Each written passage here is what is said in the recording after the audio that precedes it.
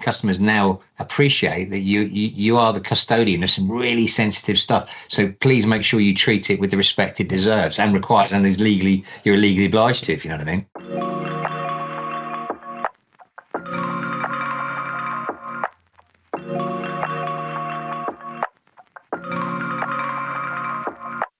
Welcome to this bonus episode of the Digital Customer Comms podcast, where we discover how leading regulated companies engage, retain, and delight customers at scale. Today we have with us Paul Holland, CEO and founder of Beyond Encryption. Hi, Paul. Hi, Sam. Thanks for letting me participate again. Pleasure, as always. Today, we're talking about all things cybersecurity and customer comms. So if I can set the scene a little bit, government officials this week are again warning about the Russian threat to businesses, saying that they won't think twice before targeting businesses. Yesterday, we had a large group of hospitals in the north taken down by a cyber attack, with them sending people home, saying don't come to the hospital because all systems are down. In a year where cybercrime is accelerating at a rate that even we couldn't have imagined or predicted, are customers and companies protected enough? Are companies doing enough to secure their communications? A great question. And like you say, we're living in a bit of a mad world, aren't we? When you start citing some of those examples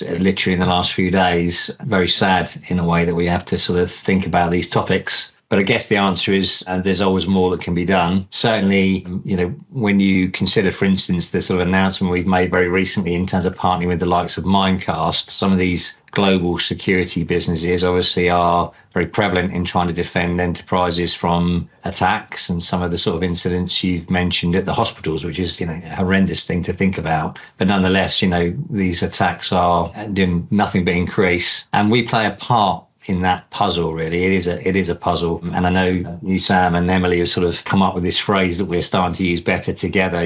There are a set of solutions that people need to consider to defend their businesses, but also to protect their interactions with their customers, because their customers' data needs to remain sacrosanct. So I guess we're playing our part increasingly in helping with those problems, those attack surfaces, as they call them, but also fundamentally communicate with customers in a way that they want to be communicated. And when you're talking to enterprise organizations, do you feel like there's a raised awareness of the threat? If we look back over since the beginning of Beyond Encryption, we're talking, 10 years? 10 years? Yeah, 9 years? It was about 9 years at the moment. Yeah, I think we're heading in, certainly heading into our ninth, I think, actually. Yeah, close on. Do you see a change when you speak to CEOs, obviously CISOs, but, I'm talking sort of wider in the executive team and the boards of these companies? We talk to regulated companies a lot. So traditionally, it would have been the job of the CISO to worry about these things. Now it's something that we all have to worry about a bit more. Yeah, what I think I'm seeing is a bit of an awakening and an understanding of the different problems they're trying to solve. So I think it's not arrogant to say that we've been sort of responsible for reinvigorating an interest and a recognition that when you're communicating in an outbound fashion, there are as many things to consider from a security and risk perspective as there are when you're trying to batten down the hatches to make sure someone's not, cunningly accessing the systems of your business and trying to, time bomb you with malware and all those other things. Yeah. This whole arena, people are beginning to understand that it's a much broader subject matter. And I think also that they're beginning to understand that when you're talking about any form of external communication and the obligations, by the way, the ICO obligations to secure that stuff and consider, make sure that you don't push data to the wrong person and people, for instance, that what you're starting to tread on there is a whole new territory. It's not just about tech. It's about user experience. It's about customers. It's about appetite and does the system work in a way that they're willing to work with? So there's this merger really now beginning to happen between technical considerations when you're determining your solutions and your marketing departments and their understanding of that touch surface. Again, I use that word surface all the time because the two are inextricably linked. So I think there's definitely a recognition now that tech like ours can deliver some really positive value and can become a really, there's a lot of trust implied, more than that, imparted on doing your job in a certain way. There's an expectation. Customers now appreciate that you are the custodian of some really sensitive stuff. So please make sure you treat it with the respect it deserves and requires, and you're legally obliged to, if you know what I mean. Yeah, it's that thing where, we've always talked about if something isn't easy to use, if it doesn't go further than just being a barrier in terms of security, then it doesn't really even play its part in terms of security because it doesn't get used. Yeah, we've talked about this before. Yeah, the best tech I use is just easy to use. The most hardware I use, sadly, we're in a culture these days where we expect the tech we use to be very simple touch, very light touch. But at the same time, whilst there's light touch, it still has to deliver all that upside. In our case, security and resilience and all those things. But again, the word I was looking for, stumbling to find, was advocacy. That we live in a world where we listen to what other people say. We take note of the fact, my supplier has done this for me. It was a great experience. Oh, mine wasn't so good. Maybe I'm the wrong supplier. We're living in that world, and therefore your tech has to reflect that value. It has to be presented and operate in a way that is sympathetic to and works with customers the way that they expect it to, and otherwise they won't use it. Well, customer expectations are so much higher in terms of how they expect people to be handling their personal data than they used to be. People are so much more aware because we've been dealing with this for a long time now. I had a fraud call from my bank, not my actual bank, purporting to be from my bank last night. We all get this all the time. And as you know, Sam, sorry, one of your colleagues here, without mentioning, had a very sophisticated attack call that came in, which represented itself incredibly well as far as representing themselves as a bank they weren't from. Yep. It was only the due diligence of that individual probing a bit further, which most people probably wouldn't have done, that prevented a loss. We're just living in that world now. Bank robbers don't wander around with swag bags and getaway cars. I'm sure they do, by the way, still, but prolifically, the robbery isn't going to happen with someone wearing a stripy, sweatshirt. It's going to happen covertly. You're never even going to know it's happened until it's too late. And that's the point. You've therefore got to arm yourself to deal with the world we're living in today. And it does require new features and new kind of properties of systems that we've been using for such a long time. Even, I'm not just talking about email, but even the banks, especially the new banks. I'm thinking, I know Monzo has done like a big push recently in terms of their new features that they've brought out that don't allow you to, send money if you choose to, unless you're at home over a certain amount. I think Starling does this thing where it shows you in the app if you're on the phone to them, if you're actually on the phone to them. And if not, you check your app, it tells you we're not on the phone to you right now. All these new features, innovations are coming about to protect what we're already using every day. But like you say, it goes further than that, because by doing that, it entrenches them deeper into the relationships and the interactions that we have every day. We used to think of security as a wall around us, but actually everything's got to be protected wherever it is. And you've got to have sort of suits of armor around personal data when you're sending it out into the world now. Can you explain that inbound versus outbound thing that you mentioned earlier? Yeah. So we're finding ourselves increasingly called upon to make available our tech within a broader estate of cyber software suites. And those providers of systems do things very proficiently in certain areas, and their specialization generally is around building a wall around the business that prevents someone gaining unauthorized access to the crown jewels, information and data that sits within the business. And I guess to a certain extent, preventing people from within a business, so data leakage prevention, from picking up the crown jewels and then sneakily pushing them out across the top of the wall to someone waiting the other side to pick up that bag of swag, that data, which they can then go and monetize somewhere else with a competitor. That's what data leakage is about. So all of this is about data, but most of those times it's protecting the perimeter of a company, making sure that someone doesn't throw a time bomb in with a bit of software that collapses your systems at a certain day in the future, and then you get held to ransom, making sure that someone's not representing themselves as a particular individual, a phishing attack.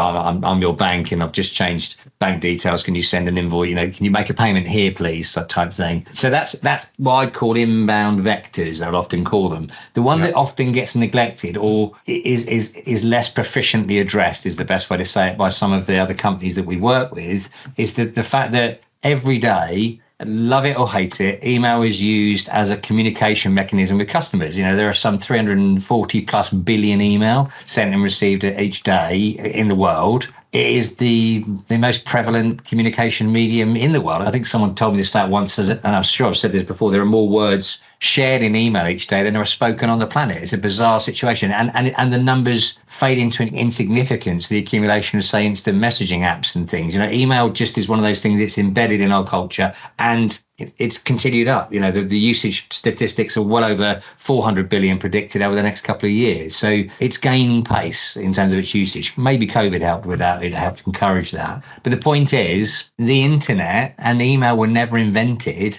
with security specifically at the top of the list of requirements. It was about sharing data, not wrapping it within a locked mechanism to protect it. And therefore, that is not something native to your normal email systems. And that's what we're trying to broach, because email is used every day. It's used with all sorts of sensitive information, and there is an obligation from the ICO to actually secure it, to encrypt it, and make sure you don't send it to the wrong person. And that's what Beyond Encryption does very proficiently. We've reinvented, to be frank, systems that exist in that space, which I'm pretty sure we've all experienced. And as a consequence of the bad experiences, most people have sort of almost dismissed it. It's not the way I'm going to conduct my business. Well, they had done, until they realized that it's absolutely possible to solve that problem. That's what we've done with Maillock. And it now not only allows people to use that medium to communicate, it allows the return path as well. So customers to start to use their own email addresses with that same system to, again, prevent their information being intercepted and misused and abused and, against them, in fraud. So it's that extra sort of, consider it that little channel out of your business, that two-way, that tunnel along which all that really important communication travels to and from your customers. That's equally susceptible to the same problems when someone's trying to hack your mainframe. When I speak to people, I think it is the kind of the boomerang back, the return communication, that there isn't really so much of an awareness of the risk. Yeah, and I think it's important for people to try and capture in their minds a picture of where the responsibilities lie. So, if I was communicating with you, Sam, and I want to send you something sensitive, I'm obliged to protect my email. And as an enterprise, hopefully they'll use Maillock to do that. But you're quite right. If you, when you receive that email, and the system lends itself, beautifully to you doing so, you chose to reply and chose to reply in the clear, well, that is a problem, because as you say, email is one of those things that just appends gradually, a trail of the exchanges over sometimes probably years, actually, with some people. But there is an obligation to try and allow you to at least give you the ability to reply securely, particularly if I'm saying to you, well, could you send me a copy of your passport or driving license or whatever it might be, which no one should ask you to do, by the way, without making sure it's secure, because that's putting you at risk. And actually, the ICO won't look well on me if I'm telling you to do something which is bad for you, by the way. So that's a big one. But of course, if the function of my system sending to you enables you to do that, to secure, and I make you aware of that, one, that's a massive advocacy, portrayed value, but it's actually solving another problem. And it's endearing you to me as a brand, because I'm now helping you conduct business with me in a way that is conducive with your security. So people don't think about the full cycle of these processes and how, laying up the right methodologies can solve the problems and help you like me more because I've done the right by you. It's all about that. And especially in high value transactions, mortgage processes, things like that. I've experienced this, people asking you to send information into them, or businesses asking you to send information into them that may be sensitive. And these are exactly the gaps that hackers look to exploit, because they're able to utilize the lack of the technical protection, the lack of encryption and authentication, as well as that human element, by playing on I am your solicitor, I am your mortgage broker. And those things in combination are very powerful. Agreed. And unfortunately, cyber criminals are very intelligent and clever people. Why go and try and attack someone that's has laid up all of the right systems to prevent those attacks happening? And why not attack someone where the bar's been set lower?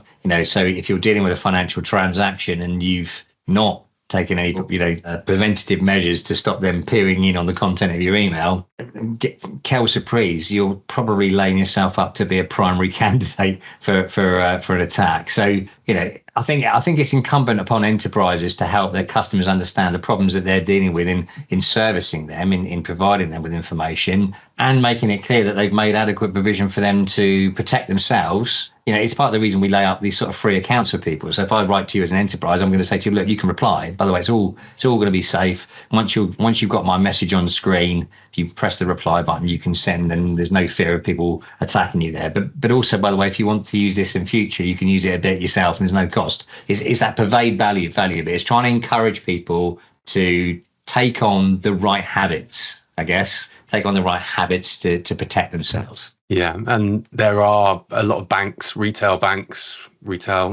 insurance companies that are doing a lot more in terms of customer education, putting a lot more ads out there, a lot more content on their website about how to protect yourself when you're speaking to us, how to know when you're speaking to us, things like that. But do you feel like that goes far enough? Are they putting the technical controls in place to enable their customers to securely communicate with them? Or is that just too new of a risk vector that some are covering, but definitely not enough? I'd say history would say no. Largely companies have failed to address this sort of that point. The very reason we exist is to try and help them now think about this sort of area of their business. But part of the challenge, I guess, for us and for those companies is that this is tinkering on the edges of the grey ground that sits between technology and marketing and communication. And we always, when we're talking to the businesses we work with, say, look, you guys need to think about this. This isn't just about what the technology is going to deliver. Is it robust? Does it go through InfoSec? Is it ticking all the, are you ISO? All that stuff.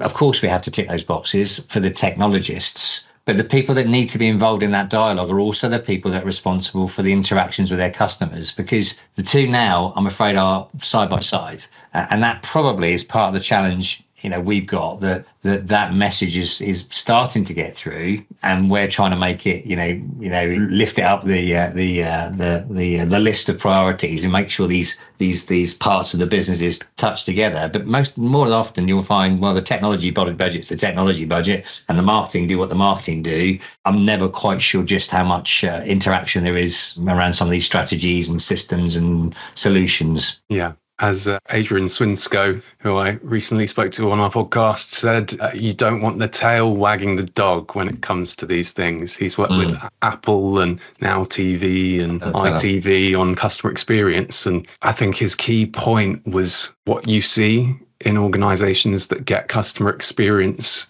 and tech wrong is that they bring on the tech and then they find what they can do with it. They don't think about, in an ideal world, what would the right customer experience be? Yeah. And look for the tools and look for the systems that are then going to enable that. And it's the same when it comes to security, isn't it? You think, what experience do I want to deliver for my customers? And then how do I protect it? Not the other way around, because that's when you encounter that friction. Yeah. And I guess that's been part of the latest evolution of our journey, that people understanding that they may have a very adequate, very comprehensive cyber suite to try and defend their walls, keep their walls nice and high and thick and difficult to broach, the castle's safe, as it were. But they probably haven't been focused on where they also need to consider, which is this other dynamic, their communications outbound, and trying to help their customers streamline some of those interactions. And that equally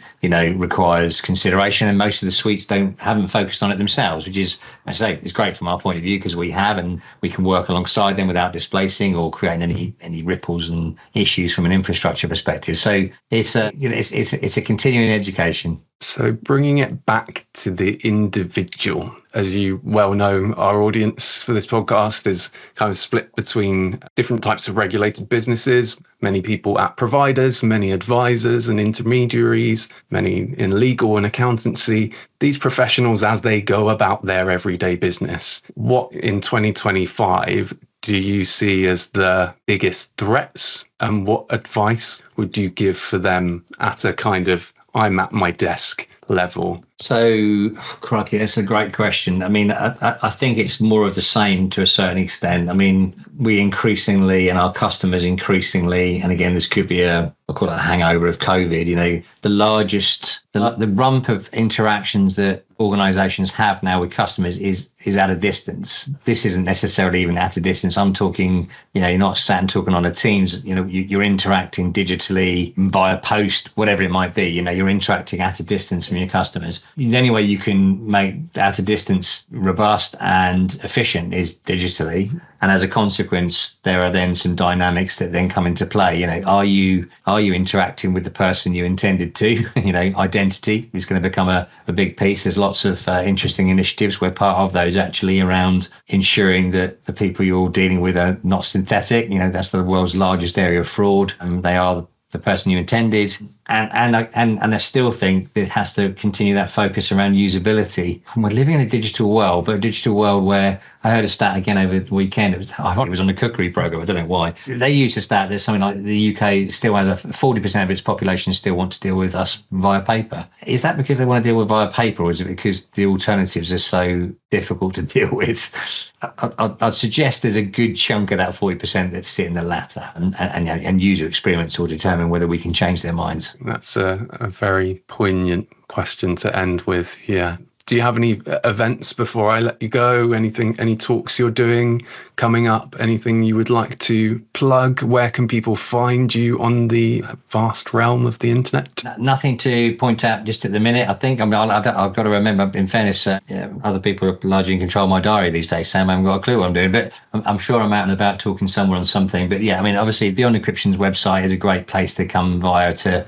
There's you and the digital team have done an amazing job in creating a whole load of content that's useful around these subjects. So by all means, ensure you come to the site and do some searching. Otherwise, definitely follow us on LinkedIn. There's some really interesting stuff. See, this podcast I know has attracted a huge amount of attention, Sam. So keep watching this space. Great stuff. Thanks, Paul. We'll speak to you soon. Thanks, Sam.